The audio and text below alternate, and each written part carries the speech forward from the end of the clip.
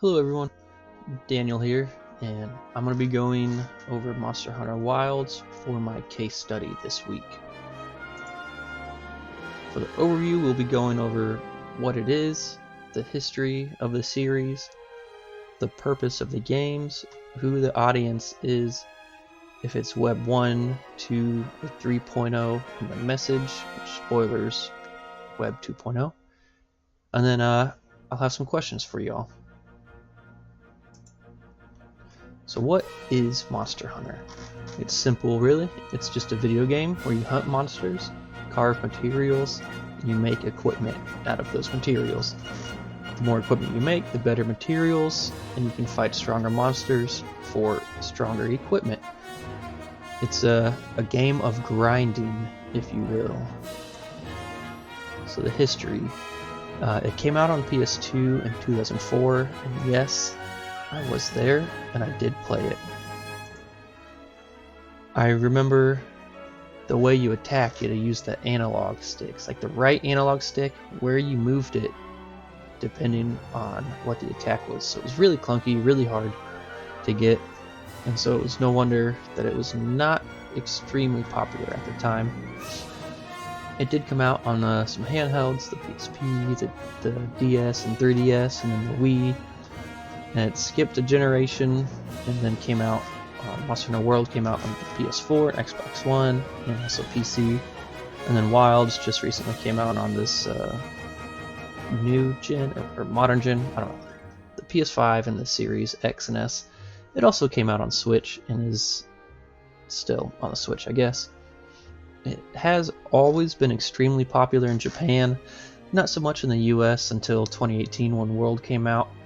And Wilds came out this year and had a good initial release, but is hitting a rocky patch right now, just because the optimization still hasn't been really finessed and fixed. There's a lot of bugs, and it's very graphically demanding. So if you have an older graphics card or PC, it'll probably have a difficult time running the game, and the reviews on Steam definitely reflect that. So the purpose of these games is, again, just really simple. You just kill monsters and make equipment. None of them have really been story driven, except Wilds has probably the strongest story out of all of them. But even then, it's personally, I don't think it's great. It's fine, but it's not the point of these games. There are no difficulty levels, so what it is just what it is. How good you are really depends on your skill and how easy or difficult the game will be for you. You can play it solo or co-op. If you play solo, you get those little cat pals. They're called palicos. They help you out. Or you can play co-op with up to 3 other people with teams of 4. Now there's it's immersive world building. There's nothing that will be in your face that tells you about the lore or the history of the world. You have to find it in game and read item descriptions or talk to NPCs around there, and they'll tell you bits and pieces that you can kind of put together. But again, it's not something you need to know in order to play the game. And just to put it simply, you protect villages from monsters. It's not any more difficult than that.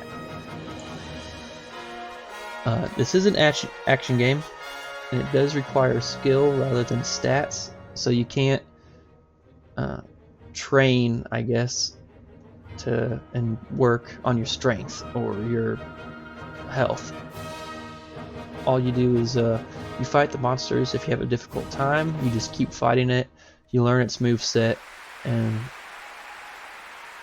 pretty much you get better at fighting it. Some people call it a Souls-like game. So your attacks, when you start an attack, you're locked into it until the animation of it is complete. You can't button mash your way through a fight. And it is made for Western audiences. I think when Capcom saw how popular World was, they wanted to retain their audience, and so they made this game even more streamlined, if you will, to try to keep all of us over here interested in it. And you do create and control the main character. You can, if you want, you can make up like their own background and pretty much do whatever. So it's open-ended, so you're not locked in on one certain type or trope. And there are 14 different weapons you can pick. They're all viable. They're all good and bad in their own ways. As I mentioned before, this is Web 2.0. The monsters use algorithms and determine sets of rules that the creators have made. There is no AI in them, and something like the in-game currency is simply in-game currency. You can't transfer that to real-world finances or anything. And I believe the message that it's trying to get across is that you have to use skill and training to overcome obstacles in the game, of course, but also in real life. If you don't find success doing something and you really want to, keep working at it. And also, teamwork is very effective. If you hit a wall, hit a monster you can't beat, you can team up with either friends you know or strangers from across the world. And together, typically, you'll probably be able to pass that obstacle. And it's a different approach to RPGs. Again, it's not stat-based. It's very much skill level. How easy it is depends on you, the player. And then some questions I've got for you. Would you be willing to support games that use AI? Like if Monster Hunter, they were coming out with their next game, they used AI instead of the algorithmic approach. Would you like that? If you play games, do you like the more plot or action-based, and why? And what do you look for in new video games that would encourage you to purchase them?